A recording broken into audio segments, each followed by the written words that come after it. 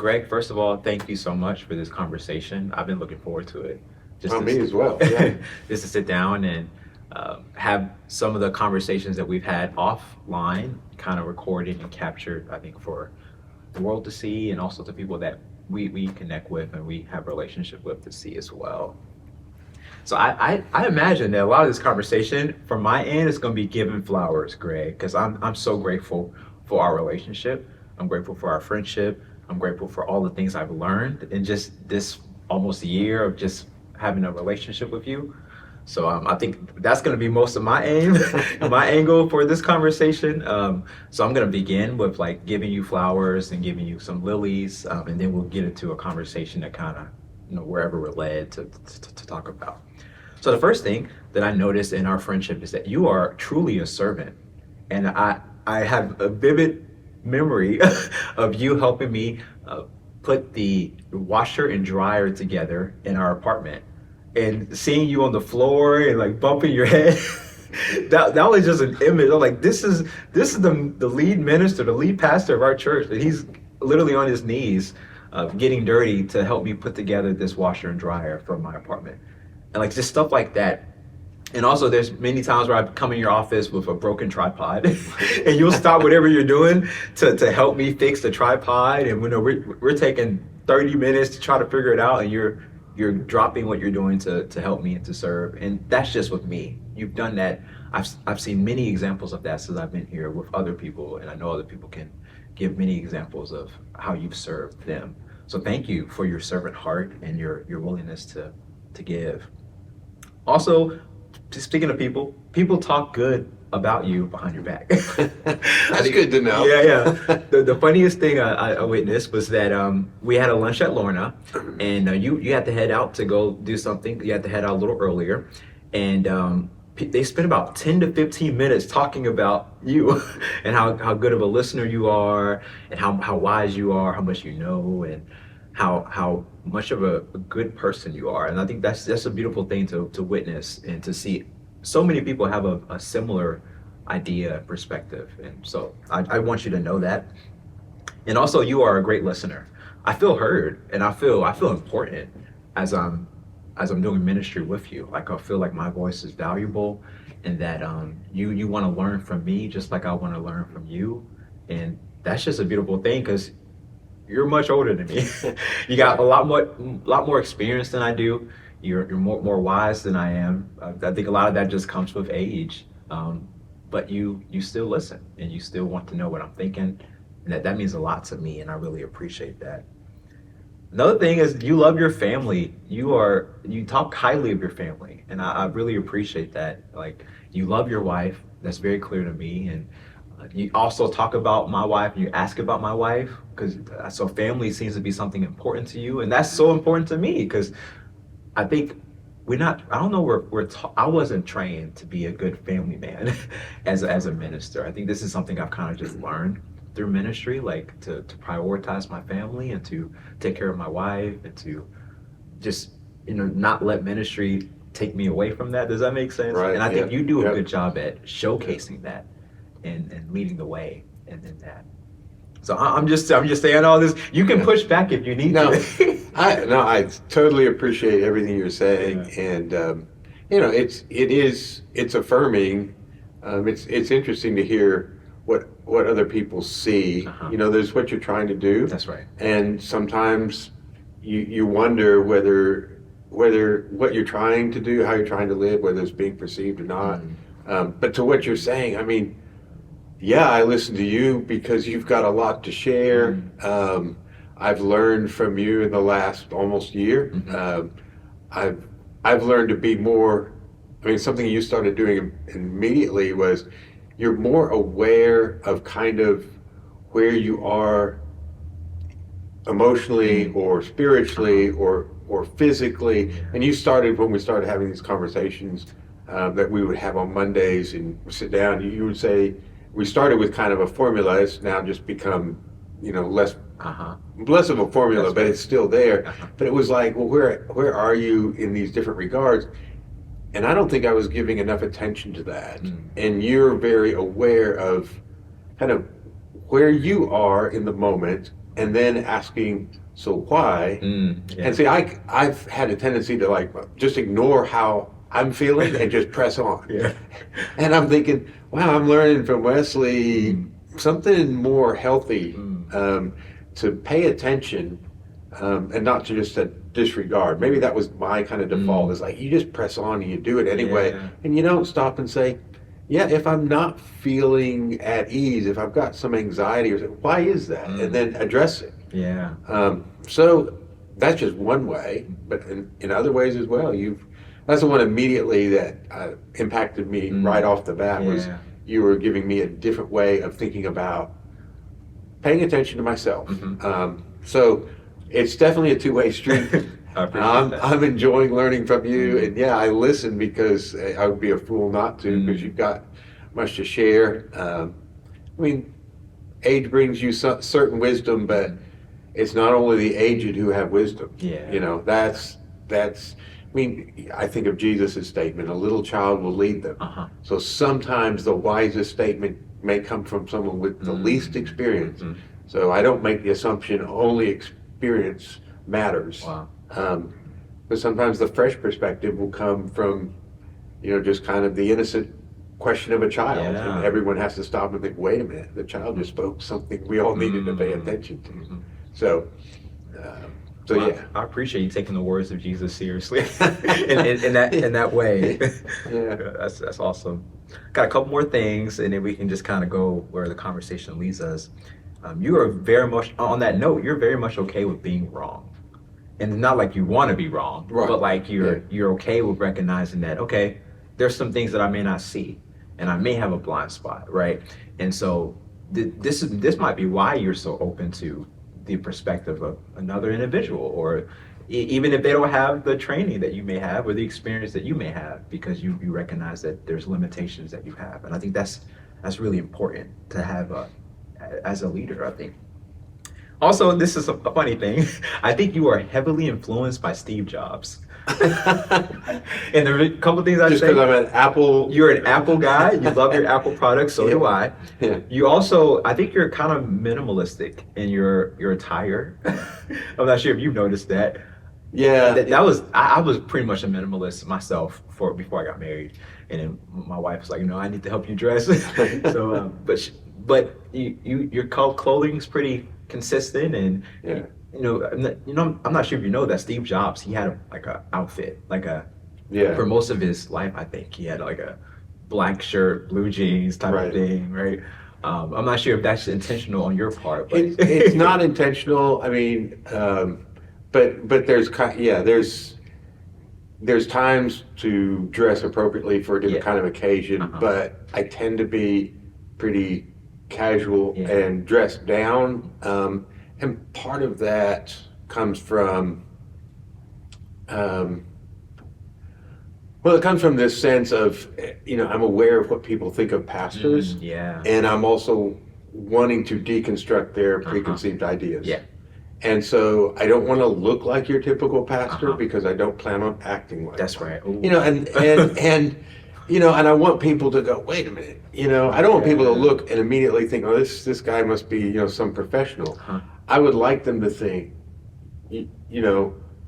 maybe he's a truck driver or something. It just, I'm not trying to communicate anything. I mean, there's times, I'm going to put on a suit and tie, special occasions, but that's where it comes from. Yeah. And maybe that's part of the missionary background is, I didn't dress up going out, to the villages. You dress practically. That's right. Stay cool, and if you got to, you may have to change a tire, so you're wearing, just clothes you can get muddy in. Exactly. Down in the mud. So and I just never, I'm comfortable in that space, kind of. So. Yeah, it's not trying to emulate, but that's interesting that you make the comparison. It is funny because speaking of attire, there's been a couple Sundays, like especially recently, that we've dressed the same. We just, Yeah. I guess we've been so in sync that our clothing Yeah. items, and I got a Yeah. picture that I can show. Yeah. We looked very similar in the way that That was we funny. dressed. Even like I think last week I saw that too, and this week I was gonna wear like khaki pants, and I was like I changed my mind last minute, but we would have been We looking would look. similar Yeah. weeks in a row. It's just funny. Yeah. Yeah. Okay. So the last thing I have is something you kind of mentioned. You've been in ministry and you've been a missionary before, but you've been in ministry work and work for the church for over 40 years. Is that right? Yeah. Basically, well, I mean, the first ministry that I started doing, I mean, you grow up in my dad was a preacher. You grew up in a preacher's home. In some ways, you grow up doing things in the church. But yeah, I guess as a sophomore in college, I started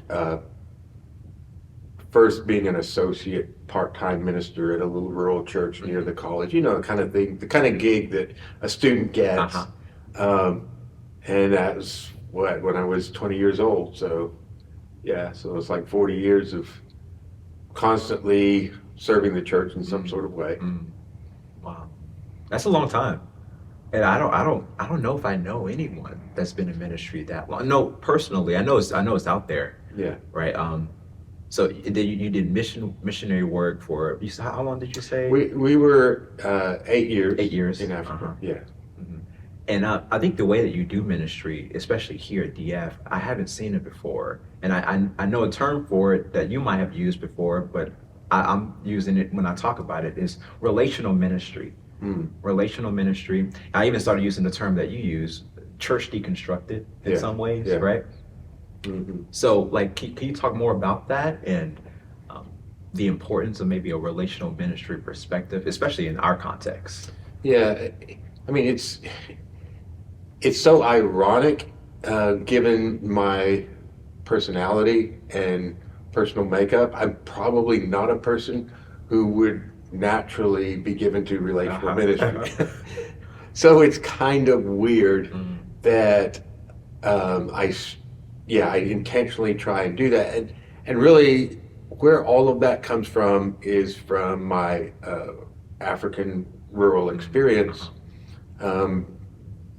Planting churches where there was no Christian witness often previously. I mean, yeah, sure, in the region, but we were going to villages that often had no church witness at all. And kind of the simplicity with which people were able to gather and be a church. And that's kind of where the idea of church could be so deconstructed.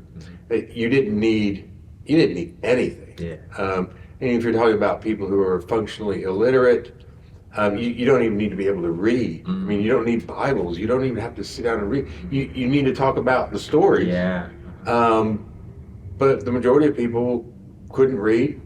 And yet we could be a church without a building, without songbooks, without anything. Just gather under a tree and talk about Jesus, and kind of what would grow out of it is some sort of indigenous worship that they created with the music that they chose. And that's part of what convinced me to think about church as essentially just people gathering together and relationally living this life of Christ. Relationally, because it's a one another thing. And we help each other, and we, so everything else is unnecessary, although often, helpful and great. I don't mind, we've got a building here, we do things like that, but always keeping in mind that that's not essential. Yeah. We could be a church without any of this. Uh-huh. And the other thing would be is the Tanzanian people that we were among are just so hospitable and so relational. And it was a challenge because I can be so task oriented. And, and yet they were modeling something very, very different. And so I would drive up in my Toyota Land Cruiser. Often they didn't even know I was coming. It's not like we had no way of communicating. And some days, they would know we had it set up. I come on Tuesday and we're going to, but still, if I showed up even unannounced, they drop everything. They stop and they will spend 4 hours or the rest of the day with you. Wow. It doesn't matter what they were doing. Everything stops because you're a guest. And so it's not just kind of being hospitable. It's so baked into their culture. It's so much a part of who they are and the importance of relationships. And so they always put me to shame. I'm thinking, I'm here, when are we going to start the meeting? When are we going to get done? I got to go to the next place. And they were never in that kind of rush. So hopefully a little bit of what they do so well has rubbed off on me. But in that context, I'm not relational compared to them. So yeah, I've learned a lot from my Tanzanian brothers and sisters about trying to be relational. And so back here in the U.S., the idea was, what if church is boiled down to its essence and everything that is essential, and the other stuff is just, it's not that important. It might be useful, it might be helpful, it might even be good in many ways, but never think that this is what makes it a church. And then make it about relationships more than kind of policies or programs or structures. It's just about people getting together under a mango tree and talking about Jesus. And that's the essence of the church. So, that's a vision I was gifted in a context that I didn't even really choose in many ways. I didn't know I was going to get that gift. So, that's where it comes from. Well, I want to take a moment to praise this community, because I've often talked about it on different areas, but I feel like I belong. I feel like people are here opening their hearts and opening their minds to one another. Of course, you often say it's not a perfect place. And I often say in response, like, I don't need a perfect place. I don't want a perfect place. What I want is a place where I can receive love and also give love freely and really connect with people. And I feel like I've been able to do that here. I mean, there's so many people that I feel like they're my friends. They're my friends, and they care about me inside of this space and outside of this space, which is just a beautiful thing, and what I think community should be, I think. Yeah. Hey, I mean, growing up in a preacher's home, I did not want to be in ministry because I had seen it lived out and what happens. And so I'm really determined to not fall into some of those places that I saw growing up and that I know are so prevalent. And one of those is that often the local church is the people who meet together, and the ministers are hired employees. And they're never really a part of the church. They're always just employees. And they're not indispensable. They can be replaced. And I never wanted it to be a community where those who have this role of serving are not just as much really a part of things as anyone else. And so I think that's a hard thing to kind of create, because there's that mentality of, we hired this person for X, ministry position, and they can be replaced. If they don't perform, so I'm glad you sense that. Because I think what we have always done with anyone serving here is, you're not just an employee who serves the church and we pay you, but it's a community and you're a part of it. You have a certain role and you're compensated for your time and what you do in that role. But hopefully we see you as you're a part of the community, not just an employee of it. That's some of my thoughts on that, and I'm glad that's what you're experiencing. That's what I want it to be. Hope that it'll always be. that's what I feel. That's what my wife feels. So we feel very comfortable, and I appreciate you for creating a space or being a part of that creation of this space to facilitate such relationship and such community. Man, what a gift. So more maybe personal questions about you. What got you into ministry? Well, I always wanted to do something to help people, right? That was instilled in me. But like I said, I was not interested in ministry because I saw how that often played out. Um, but all the benefits were I knew that serving people, helping others in need was what you want to do in life. Yeah. And I started off in college studying computer science, have a great interest in technology and things related. But I spent a summer, I had nothing to do after my freshman year because my parents were in Australia. I was in school in Tennessee. And what am I going to do for the summer? Yeah. So I spent the summer on kind of a ministry thing called Northeast Southeast campaigns, and we would go to different places and back then you'd knock doors and try and invite people, and so I did that summer basically because I would have a place to live and food to eat until the fall semester began again. And at the end of that summer, having been involved in the lives of some people we met and seeing just some positive things happen, I remember going back to school thinking, do I want to spend my life sitting in front of a cathode ray tube, which back then they weren't flat panels, do I want to be in front of this like TV screen coding, or what I just did, which is helping people in very significant ways that start to change their lives. And so that was what started me thinking, what if I did some sort of ministry?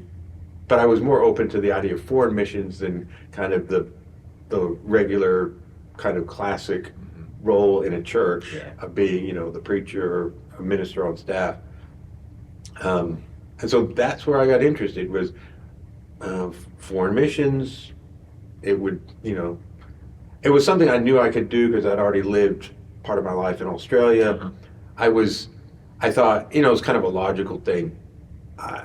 I know I can live in a cross-cultural situation, even though Australia is not a tremendous leap from America, but still, there's differences, and I had to adapt and as a teenager. So I thought it was kind of the logic. I can do this.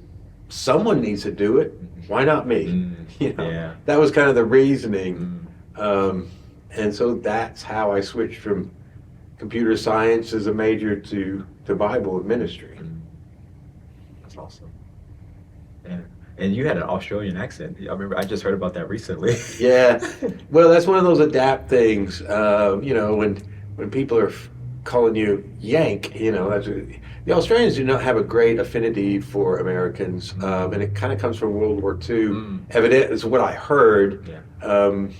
Douglas MacArthur was actually stationed for a while. His headquarters was in the city we lived in, Brisbane, Australia, before he made his famous return to the Philippines. So having U.S. servicemen based there, and they usually had more. What I heard was they had a lot more than the Aussies did, and so they kind of were fancying the Aussie women, and so there was this kind of resentment of these Yanks. They came in, they took our women, dated the girl, and so there's still kind of this lingering, oh, you Yanks. And so getting called that and kind of made fun of for your accent, I did what any teenager of my age probably would try to do, is I've got to adapt. So I need to start speaking like they do, drop your R's, your H's, which they call H's. Start saying things like they say it, so as to attract less criticism and stuff. blend. So yeah, blend in. That's exactly what I did in high school. It's like, want to fit in, don't want to stick out. I understand that. So you moved a lot growing up. yeah, Yeah. we moved a lot. Yeah. Yeah, basically every 2-3 years, kind of thing, which is typical for a lot of preacher families. Yeah. Especially my dad preached in small churches. I think the largest had about 60, maybe 60 members. So they were smaller churches, and so you'd be there a couple years, 2-3 years, and then usually move somewhere else. So we got that in common. My dad was in the military, so I traveled quite a bit, and I went to 2 different high schools. So yeah, I can relate to that. Man, so one thing I've wrestled with, as I've dealt with, just how church should not be, Right. and I think I'm experiencing what I think it could be, and what's some beautiful and good things about it, especially when you're trying to prioritize relationship and stuff like that. But a question that I keep coming back to is, Jesus is relevant still in 2024. Like the gospel is still powerful in 2024. What makes this the case, and do you see this? How do you see this true in your own life, despite the difficulties with the ways of doing church, or even the ways of being a Christian? Yeah, that the gospel message always intersects our lives at some place.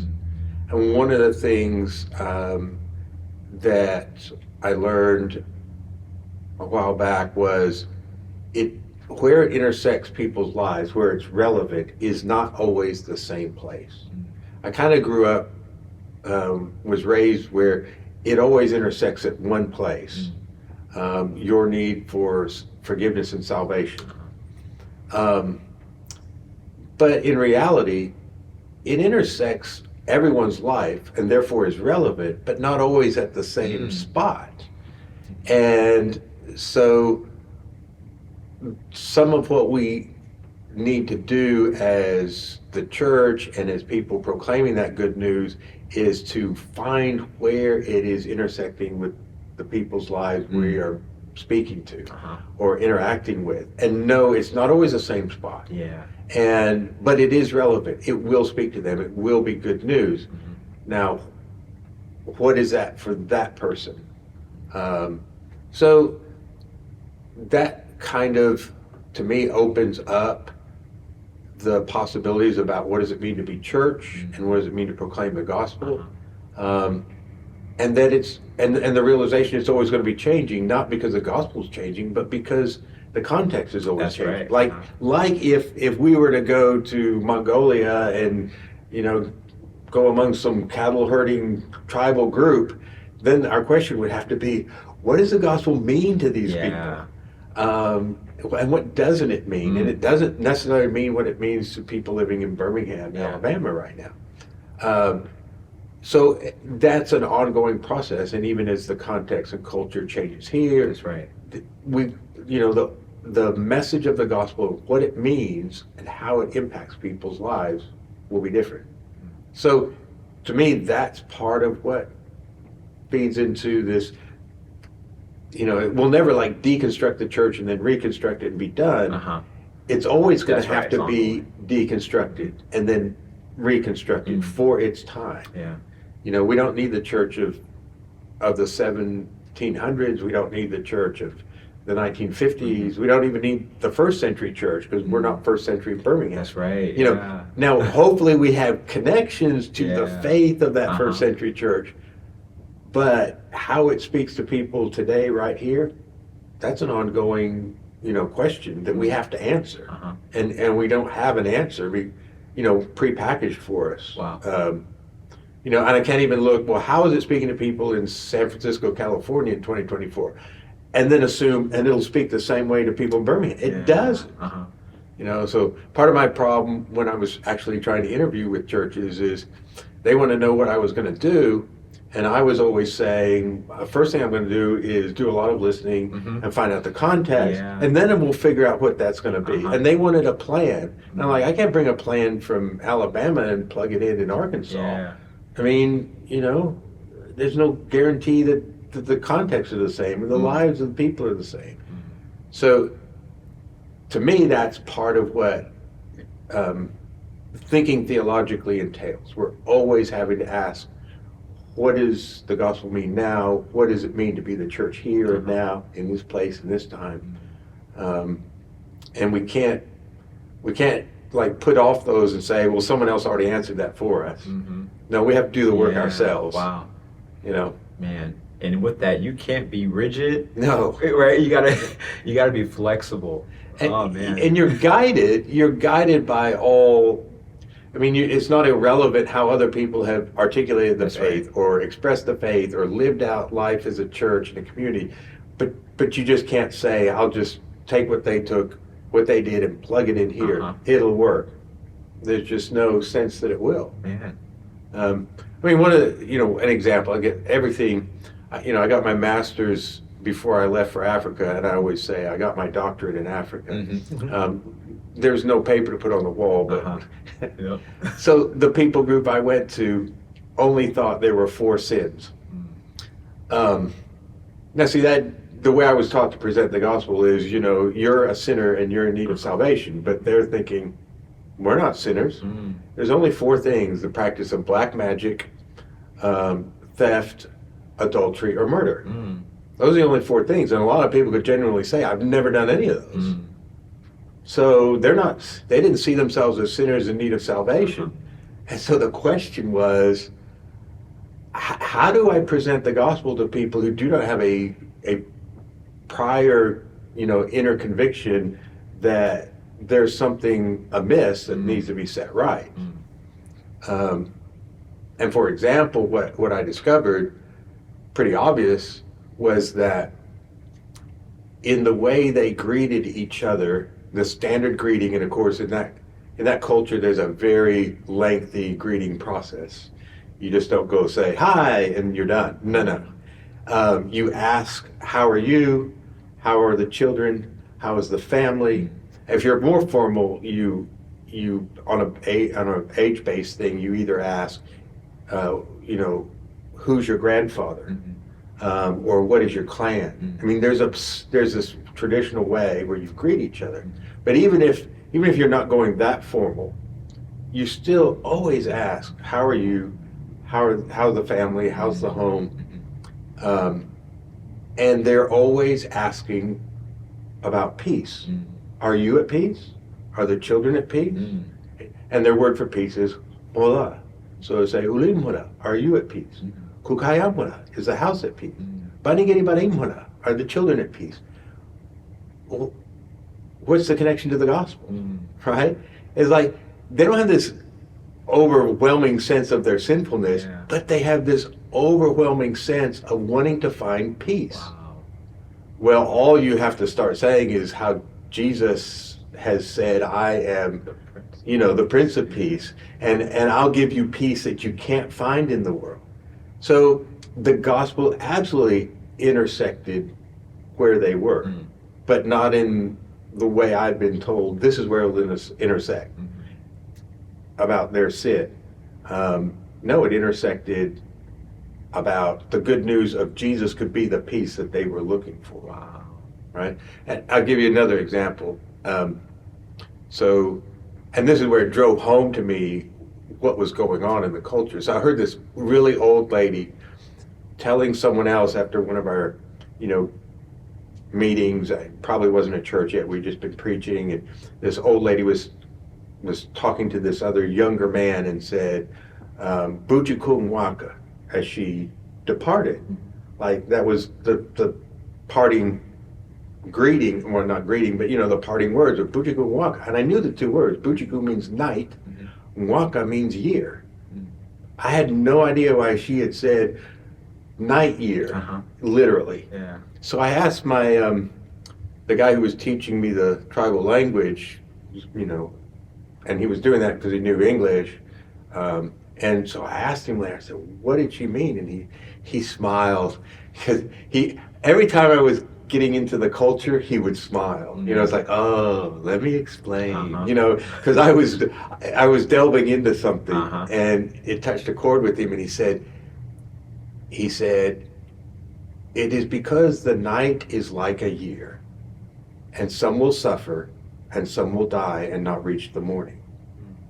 And I thought, so every night, traditionally, when people go to sleep, they're entering into this dangerous time because that's when the witches are active. You know, so they saw the night as filled with evil, hoping you would get to the morning. And so it became very apparent why they greet one another and say, are you at peace? Yeah. A new day. You know? Because even the morning greeting, wangaruka, means like the change. How have you changed today, to the day? And I realized how deep-seated this fear of witchcraft, of evil, of spirits was haunting their lives.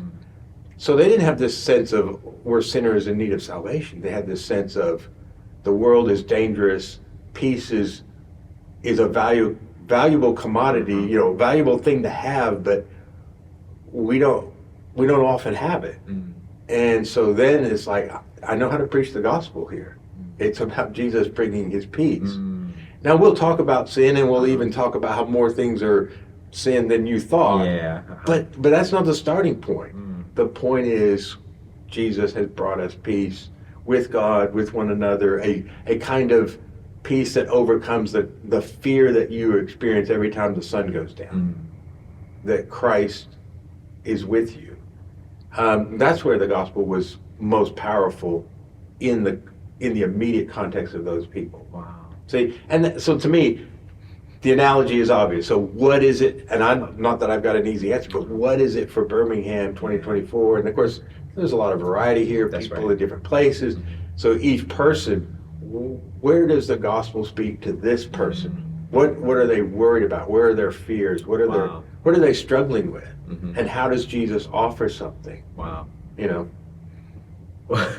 I just realized that my temptation is a similar temptation that I've been fighting against, which is to my articulation or my understanding of the gospel, like projecting that onto everybody around me. Does that make sense? And forgetting that like you said, there's an intersection that may not be the same intersection that's relevant, you know, for these people that I'm serving or, I don't know, talking to or reading. That's something I got to keep in my mind. Right. You know? But what you're doing, unless you figure out where it truly is intersecting things for you, I don't think you'll have a place to figure out where, you know, I mean, when you realize personally, kind of in your own existence, where it speaks meaningfully, that's a good place from which to start thinking, okay, what is it for them? So maybe the way you're articulating it is a good starting. At least you know how to articulate it for you. You know, it's not just a standard thing, but it's how you feel it deeply. Speaking. So I think it's a great starting place. Yeah. And perhaps this could be part of the mystical element of the good news. Right. Like something that we can know this, but there's like an infinite amount of way of articulating and knowing the good news. Maybe. Yeah. And really, and just as we're talking in the moment, I'm thinking, and really, I can't figure out what it is for them. They figure it out for themselves.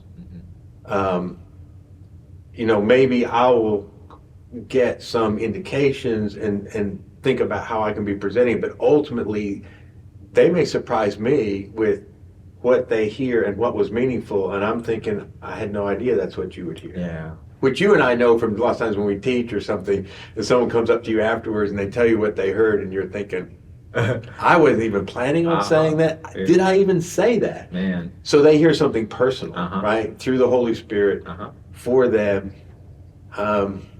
So in some ways, I don't have to figure out where it intersects. I just need to be open to the idea. It doesn't necessarily intersect where it does for me. Maybe I'll get some kind of indications, but ultimately they have to decide where it intersects. And then I hear from them, this is where it intersected. Yeah. You know, I can go, well, praise God, it intersected for you there. Yeah. Wow. You know?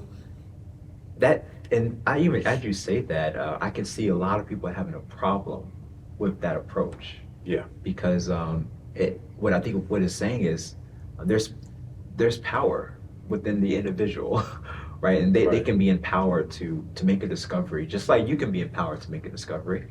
And perhaps our role as pastors and ministers is to be available and to be present with them, to help provoke questions, Right. right? And help people name what they're experiencing too, I think. Right. Right. But there's a lot of power, and the Spirit is already going active and involved in these individuals that we're serving. And I think it's important to believe Absolutely. Absolutely. We have to have a strong theology of the Spirit, a pneumatology. And I was taught that in missions training. I was taught these people that you're going to will from day one have the Holy Spirit. And so you can't think, well, I'm educated, I'm coming from the U.S., I'm in the position of I'm offering everything to ignorant people. No, I was told they have the Holy Spirit, they're empowered by the Holy Spirit from the beginning. So you have to trust the Holy Spirit. And I think that's hard. Yeah. Because I have to trust that what they're hearing is what they need to hear. That's right. And how they're responding is how they need to respond. And that the Spirit is working within them. It's a lot easier to have a formula and say it's all going according to plan rather than to say, as one person said, the Holy Spirit's a loose cannon, right? You never know what the Holy Spirit's going to do, where he's going to show up, how he's going to work. And you have to trust, okay, this is the Spirit's working. Wow. And I had another thought. It's like it's not that you're hands off. You're not as rigid. Right. Like you have a loose grip. Like you're trying to to serve, to help, but also recognize, man, this is beyond me. You're a facilitator. Yeah. But yeah, you can't dictate how things will go because it may be just as much a surprise to you. That's right. And like I think the work you're doing right now with being a spiritual director, I mean that's the whole posture of being a spiritual director is the Spirit's the one who's going to direct.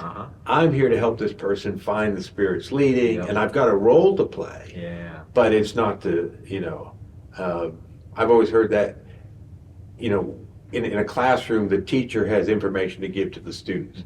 But a spiritual director, or I would even say a missionary, is not in that teaching role. It's not like I've got the answers and I'll, prepare you to do well on the test. That's right. It's the Spirit is at work and I'm here to facilitate your finding how to live in the Spirit and walk in the Spirit. But I'm not here to give you answers for everything. That's right. But we'll search it out together. Yeah. If anything, I'm just here to raise questions. Right. And as we're sitting together, just naming what I'm noticing. Right. And also, I think with that, there's not a direct teaching, but like when they're in this space, they're learning how to seek the Spirit and how to question and wonder and maybe have the Spirit reveal things to the individual. Yeah, you're teaching how to listen and and understand the Spirit's movements within, but you're not teaching here's the answers for all the questions. But like you're saying, asking questions is helping them to listen and what is the Spirit saying to you and how is that working? How does the Scripture speak? And so you teach the Scripture, but you also teach it in such a way where it opens them up to listening to it well. And I like the way you say it. You're not directly teaching, but you're teaching nonetheless, but not giving all the answers, but raising the questions, giving examples of how one might come to some answers. That's right. But then you got to do the work. I can't do it for you. Yeah. No one else can do it for you. You got to do the work yourself. Yeah. Man. Exactly. As we're talking, like conversations like this remind me of the beauty of what we're doing and the gift of what we're doing. Like this is a privilege. It really is a privilege to serve and to be a part of this, right?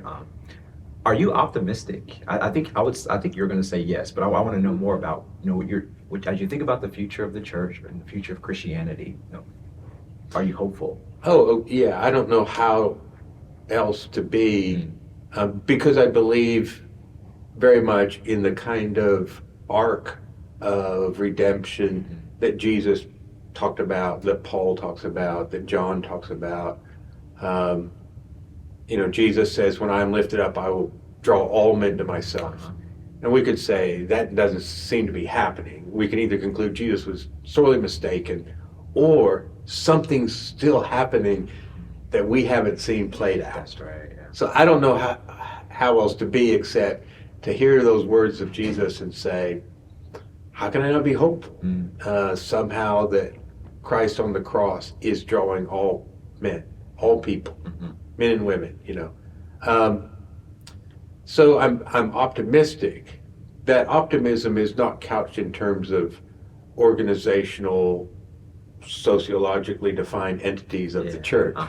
Right? If we start describing the church in sociological terms or in denominational terms or institutional terms, I'm not saying my optimism's there, and often it's not.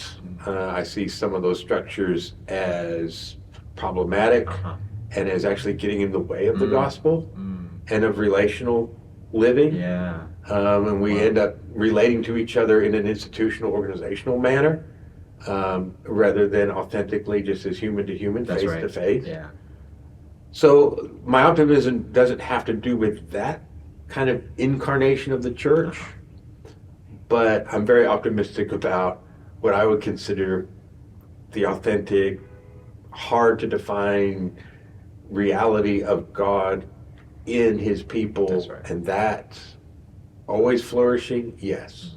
And that somehow being the end towards which all is moving, yeah, I'm very optimistic there. Yeah. But yeah, I might be very pessimistic about, you point to a particular, historical expression of the church and say, are you optimistic? I'm like, no, I think that one's dead. Yeah. I don't think that'll be around much longer. Yeah. I think that's got to fall apart before something else can replace it. Yeah. So yeah, in that sense, no. But in the other sense, absolutely.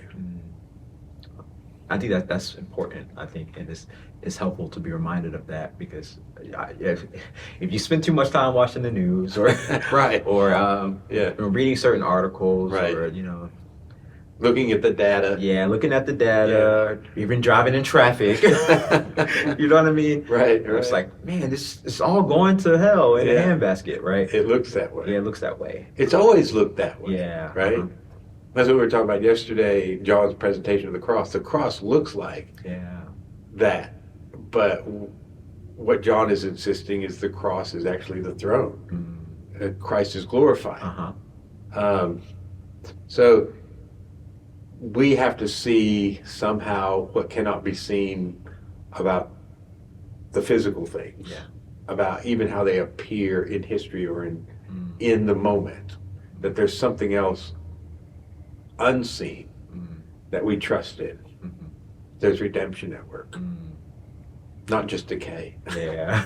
But we see the decay more than we see the redemption. Right. That's right. Right. The decay of society, the decay of things. And the decay sells. Oh yeah. Yeah. Right. Hey, I can sell you things to protect yourself against the coming decay. Yeah. Oh yeah, I can make money because I can stoke that fear. For sure. Well, I got a hard question for you, a challenging question, because I know you have a lot of messages. Like, you are a messenger by trade. I think that's part of who you are. So, what would be a message that you would like to share with the world? Well, one right now, and it's only right now because it's actually, I was looking today at what I'm going to talk about next Sunday, but it really is, I mean, in some ways, Baxter Kruger was here a few months ago, and when he was asking me about, what he could share with the community, And back saying, well, really, there's only one thing we ever talk about. Yeah. And I knew what he meant. It was like, well, we're just going to talk about Jesus. Yeah. He just wanted, but he wanted to know the context. But his point was, there's really only one message. It's the Yeah. person of Jesus and That's what. right. So, to me, to your question is, given our time and space and kind of the religious landscape, I think that there's more to being human that's glorious than we have thought in a long time. And that can be, by grace, brought to the fore. It's kind of that image of God resides within all of us. Problem is, it is so well hidden that often I don't even know it's there, and others might look at me and see nothing godly in me at all. But that doesn't change the reality that it's there. So the message, at least for kind of a what I perceive as a kind of Christianity that has often emphasized, in the words of the song, what a worm am I. I'm just this miserable sinner. I'd love to be saved, but it's not going to change the fact that I am scum of the earth. I think there's a message of, no, you were created for nothing less than a complete union with God. And that all that potentiality exists within you by grace, the grace of your creation. So it's not by works, by any means. It's by grace. But God has preordained from the beginning to place that within each human being, and the spiritual journey is the discovery and uncovering of that to the point of being unified with God, being one with God, as Jesus prays in John 17. So that's become my sense of kind of what the gospel is saying, and it's not what I would have thought 20 years ago.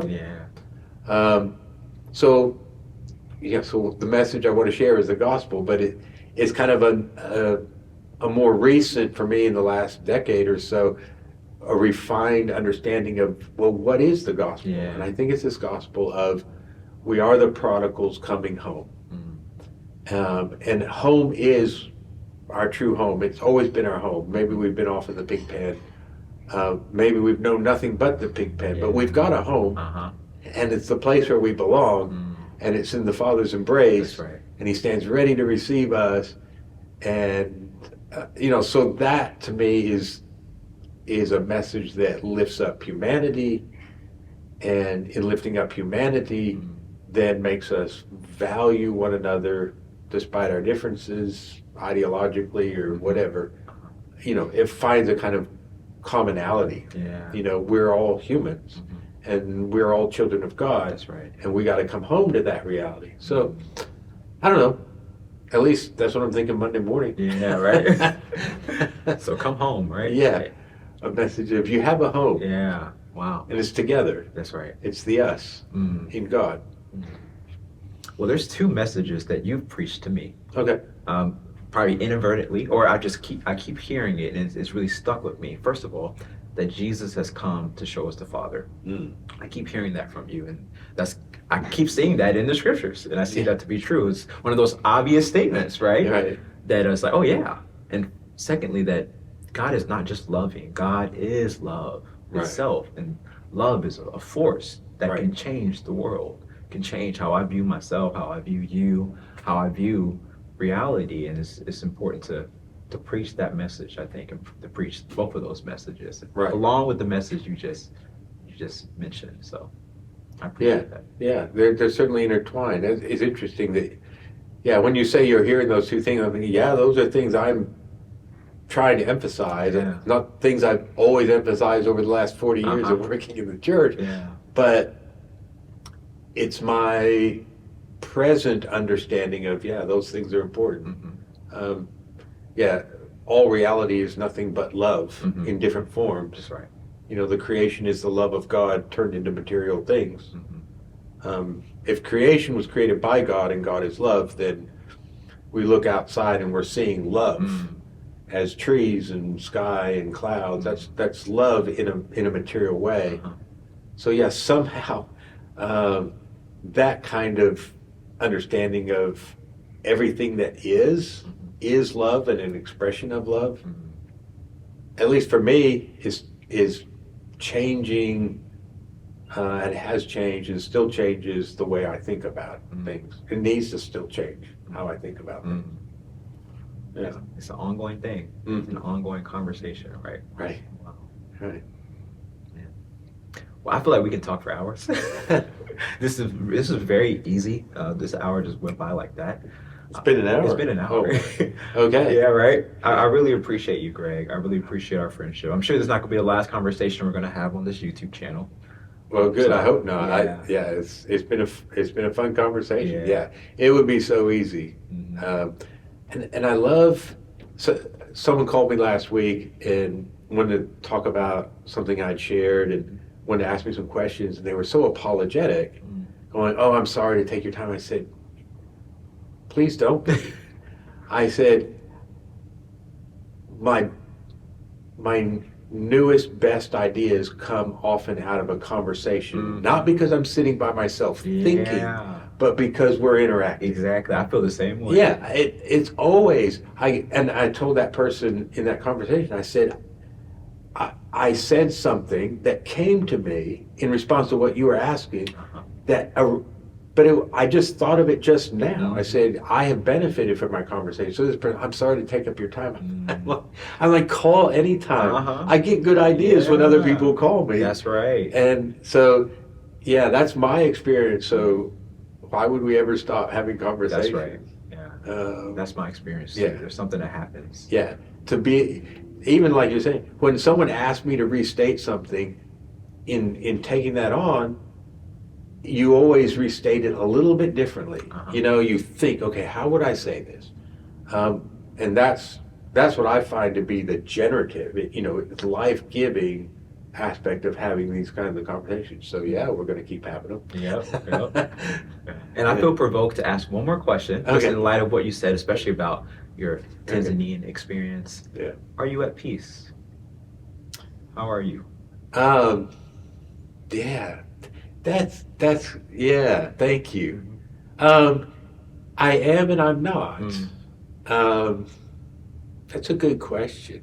That would be the Tanzanian question. Do you have peace? Yeah, I am and I'm not. I mean, realistically, I'm probably more at peace in some ways than I've ever been in my life. And some of that is because after a while you realize it's all going to somehow work out. Yeah.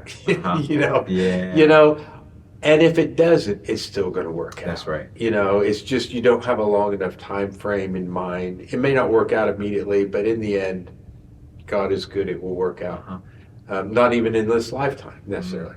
So in some ways, I'm more at peace, but I'm not at peace about each event or circumstance or thing I'm facing, or you know what I'm saying? Yeah. That's where I can't say, oh yeah, I'm at peace. No, there's things that worry me, that concern me. There's things about myself, like, oh, I wish I could change that. Yeah. But I think I'm more able to say with Julian Norwich, who said, something, I probably won't get the quote right, but it is well, all manner of things will be well, kind of thing. It's this underlying realization that really everything is okay. It is well. There is peace. But on kind of a more day-to-day level, of course, where we've got anxiety. That's right. We worry. And that's not a sign we don't have faith. That's just a sign we're alive. That's right. To be human is to be anxious. Yeah. To be alive is to have anxiety. Now, you hope it's not chronic or acute. Yeah. So, yeah, I'm at peace. Yeah, like I said, probably more than I've ever been. I'm more comfortable with it's okay to be me. I used to not like being me. I can relate. For years. It was kind of my mid-30s when I finally started feeling like maybe it's okay to be great. I was never enough. Wow. Never good enough, never, the judgments of others echoed in my head all the time. And so, I try and tell that to people sometimes to comfort them. I was in my mid-30s. I kind of got a little bit comfortable in my own Yeah. skin. Like maybe I'm okay. Yeah. I'm likable. And I would So, say you are more than okay. You're more than likable. So, well, maybe I wouldn't have been if you'd met me in my 20s. I was pretty sure of myself. Greg, like I said, I really thank you for this conversation. I thank you for your wisdom that you're sharing with me, and just your love for people. It really means a lot to this community. I know that, and it means a lot to me to work alongside someone, to spend a lot of time with someone that there's so many things that I want to absorb from you. So I thank you for being you, and I'm grateful that you like to be you at this point in your life. And Well, I pray that that continues. well, thank you, and I appreciate the just the unbelievable way you and Alexis have just melded into the life of this church and brought so much to us, and I'm sure we'll continue to do that. So it's definitely a relationship is never one way, That's right. and I'm enjoying the time we spend together and ministry together and ideas and you've mentioned authors and books I'd never heard of that you've read. I mean, you've already offered those, and I'm like, okay, I'm getting those on my radar. Yeah. So yeah, thank you, thank you. Yeah. Here's the more. Yeah, exactly. I want to thank you so much for listening to this conversation in its entirety. Like I said, all these conversations that I have are ongoing conversations. So if you would like to continue the conversation with Greg or even interact with some of his work, I would implore you to check out, first of all, his blog. He has a blog called Traveler's Journal, and you can access this blog by going to devoutway.wordpress.com. He just put a blog up recently about the cross and the empty tomb. So you can check out some of his blog posts on here and interact with his writings and his thinking a little bit. You can also go to Disciples Fellowship, or if you go to YouTube, you can type in DFBham or at DFBham, and you can look at some of the videos. Like I said, Greg is the lead pastor of the community that I'm a part of, the church community. And he has a lot of meditations and even some classes that he has led, some of the class discussions he has led. So if you want to check some of these out, please feel free to do that. There is a lot of content here that you can interact with and just continue the conversation and continue to hear what Greg is sharing and hear some of his perspective. Like I said, I thank you so much for listening to this conversation in its entirety. And I pray God's blessings over your journey and the future of your faith. Thank you for listening.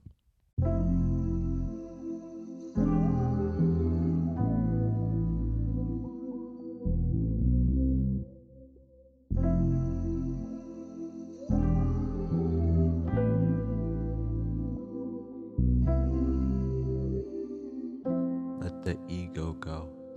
Let the spirit flow.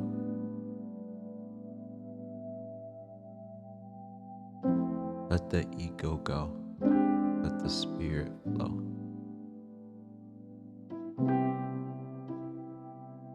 Let the ego go. Let the spirit flow.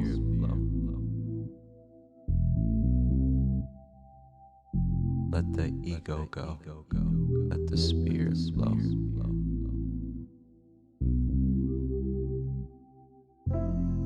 It's not the fingers pointing to the moon that matter. It's the moon. And the moon is still shining each night.